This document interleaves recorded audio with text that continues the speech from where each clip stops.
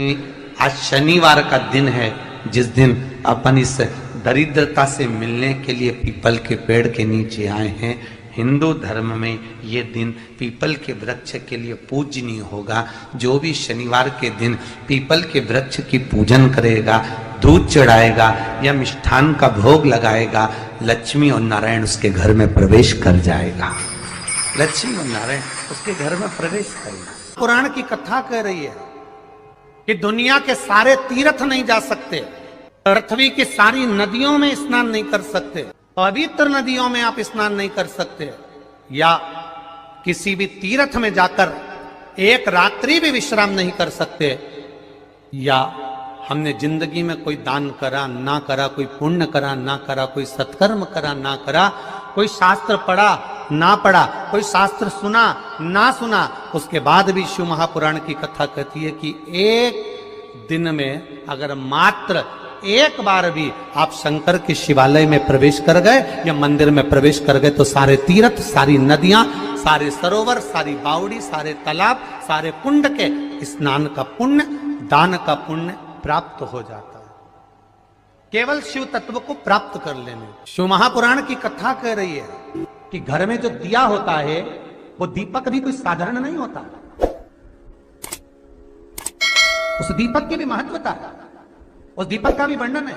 महाराज एक बात और बहुत अच्छे से सुनिएगा, शायद आपकी जिंदगी को सवार हो, शायद आपके जीवन को सवार हो।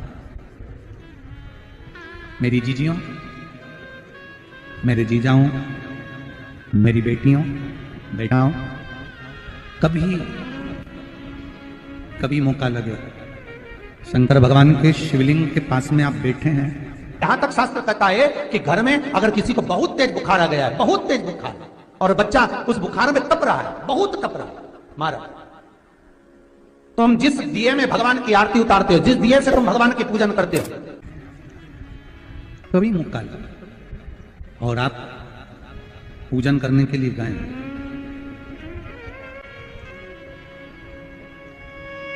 कभी पूजन करने के लिए, और आपको शंकर भगवान के शिवलिंग के पास में या शंकर भगवान के शिवलिंग के ऊपर कनेर का अगर पीला फूल देखा है ना आप लोगों ने, अरे बोलो तो जमके, देखा है? कनेर का यदि पीला फूल शिवलिंग के आसपास में या शंकर भगवान के ऊपर कहीं रखा हुआ भी दिख जाए, विषम परिस्थिति हो, बहुत हिम्मत ना हारते हो, तभी भगवान अकेले में एकांत में आप पहुंचे उनके पूजन के लिए, कनेर का पुष्प वहां रखा है, चाहे वो जलाधारी पर रखा हो, चाहे वो शिवलिंग के पास में रखा हो, शिवलिंग पर रखा हो, उस कनेर के पुष्प को अगर आप 5 जगह का स्पर्श कराकर अपने हृदय की बात कहकर वापिस महादेव को समर्पित कर देते हो तो भी मेरा महादेव तुम्हारे दुख का निवारण कर देगा। अब वो 5 स्थान, वो 5 स्थान, पहला गणेश जी, गणेश जी का जो स्थान होता है वह जगह, दूसरा षडानंद कार्तिक, तीसरा अशोक सुंदरी वाला स्थान, चौथा जलाधारी जो ऊपर से बूंद बूंद जल नीचे गिरा रही है, जया, विषहरा, शामली बारी, दौतली, देव, शंकर जी की 5 बेटियों का, और 5वें नंबर का है शंकर भगवान के, जो कैसे वर्णन किया जाए, त्रिशूल के 3 भाग होते हैं। करें दर्शन आप लोगों ने, जैसे सामने त्रिशूल लगा है, इस त्रिशूल के ऊपर देखेंगे तो 3 भाग दिख रहे हैं, नजर आ रहे हैं सबको? त्रिशूल का जो 3 भाग होता है, उस 3 भाग का जहां ज्वाइंट होता है, जहां मिलता है, एक जगह पर देखो तीनों भाग एक जगह पर मिले हुए, 3 भाग का जहां मिलन होता है, पंचम स्थान, ये 5वां स्थान, यहां पर स्पर्श कराकर शिवलिंग पर अपनी कामना कर कर श्री शिवाय नमस्तुभ्यम कहकर, बाबा से अपने मन की बात कहकर जो समर्पित कर देता है, हम 3 महीना भी नहीं कहेंगे, हम तो कहेंगे अगर ज्यादा दुख है 3 दिन इंतजार करना, मेरा बाबा उस दुख को मिटाएगा। 3 महीना बहुत दूर, पर करना है दिल से। और कई तरह के दीपक होते हैं, दीपक का भी विधान वर्णन किया गया, उस दिए का भी वर्णन किया गया। यहां तक शास्त्र कहता है कि घर में अगर किसी को बहुत तेज बुखार आ गया है, बहुत तेज बुखार, और बच्चा उस बुखार में तप रहा है, बहुत तप रहा है, मारा, तो हम जिस दिए में भगवान की आरती उतारते हो, जिस दिए से तुम भगवान की पूजन करते हो, उस दिए की बत्ती को नीचे डाल दीजिए और उस दिए को पानी की बाल्टी में धो दीजिए। कौन सी बाल्टी में? जिस बाल्टी के पानी से आप बच्चे को स्नान करा सको। मारा, केवल भगवान पर से ले जाकर, पास में से ले जाकर उस बाल्टी में थोड़ी देर डाल दो और उस बाल्टी के पानी से उस बच्चे को स्नान करा दीजिए। 15 से 20 मिनट, आधा घंटा लगेगा बच्चे का। बड़ी बेचैन दिख रही हो तुम, क्या बात है? पार्वती जी कहती है, देवव्रत, कश्मीर प्रदेश का एक भक्त देवव्रत बेलपत्री के वृक्ष के नीचे बैठकर आपका मंत्र जाप कर रहा। मैं आपको जगाना नहीं चाहती थी, पर बेलपत्री के वृक्ष के नीचे लक्ष्मी झाड़ू लगाती है, सरस्वती वीणा बजाती है, इंद्राणी तो उस बेलपत्री के वृक्ष के नीचे जल का सिंचन करती है। 33 कोटि देवी देवता उस बेलपत्री के वृक्ष की जड़ में विराजमान होते हैं। इसलिए देवव्रत एक बार पंचाक्षर मंत्र बोलता है तो वो 33 करोड़ बार गिना जाता है। ऐसा बेलपत्री का वृक्ष होता है। बेलपत्री के वृक्ष के नीचे एक बार अगर भगवान का नाम लिया जाता है तो वो 33 करोड़ बार, 33 कोटि बार गिना जाता है। एक मंत्र केवल नमः शिवाय, ओम नमः शिवाय, नमः शिवाय, ओम नमः शिवाय, 33 कोटि बार गिना है। 33 कोटि, कितना सुंदर लिखा है। फिर वही वाली बात आ गई जो पहले कथा में कहा, अपने लिए अच्छा वाला घी छाट के लाना, अच्छी कंपनी का लाना, और जब यज्ञ करने बैठे, पूजन करने बैठे, हवन करने बैठे, भगवान का कोई पाठ पूजन करवाई, पूजा वाले दुकान पे बोलना कि पूजा का घी चाहिए। तो वो पूजा का सामान बेचने वाला भी चतुर था, उसने पूजा का ही घी दिया। तो इन्होंने पूछा, भैया ये घी कितने का? तो क्या 80 रुपए का? तो 80 रुपए का आधा किलो? तो क्या पूजा का है? भारत की भूमि पर, इस मृत्यु लोक में, पूरे विश्व में ऐसे कई घर हैं जिनके घर में गुजारा करने के भी आफत है। पहनने के कपड़े नहीं, किसी के यहां पर भोजन नहीं, किसी के यहां जमीन नहीं, किसी के यहां दुकान नहीं, कोई पूरी जिंदगी किराए के मकान में निकाल देता है। नहीं, मेरा एक निवेदन है, इस कथा को जितने छत्रपति संभाजी नगर के श्रोता भाई बहन श्रवण कर रहे हैं उनसे निवेदन करूंगा, आप हाथ का ठेला लगा रहे हो, सब्जी का ठेला लगा रहे हो, फल का ठेला लगा रहे हो, धक्के की जिंदगी जी रहे हो, दरवाजे पर बैठे हो, कहीं ना कहीं तुम दास्य भाव की जिंदगी जी रहे हो, तकलीफ में जिंदगी जी रहे हो, बहुत दुख की जिंदगी जी रहे हो, बहुत कष्ट की जिंदगी जी रहे हो, उनसे केवल निवेदन करूंगा, 3 महीने 2 जगह पर जल चढ़ाना प्रारंभ कर दीजिए। केवल 3 महीने, एक शंकर भगवान के शिवलिंग पर, दूसरा बेलपत्री के पेड़ के नीचे। 2 जगह पर जल चढ़ाना 3 महीने लगातार चालू कर दो, बाबा तुम्हारा हाथ पकड़कर तुम्हें उन्नति की सीढ़ी पर चढ़ा देगा।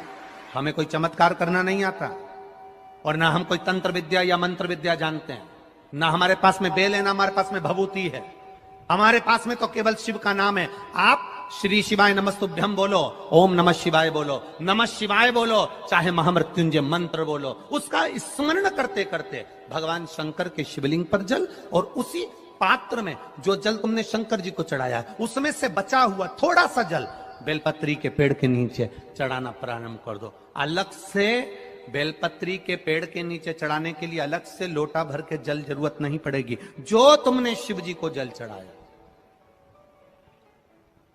जो तुमने देवाधिदेव महादेव को जल चढ़ाया, बस उसी पात्र का जल शंकर जी को चढ़ाओ, उसमें से बचा हुआ थोड़ा सा जल बेलपत्री के वृक्ष के नीचे चढ़ाना प्रारंभ करना। कौन सा बेलपत्री का वृक्ष? जिसकी छाया आपके ऊपर आ रही हो।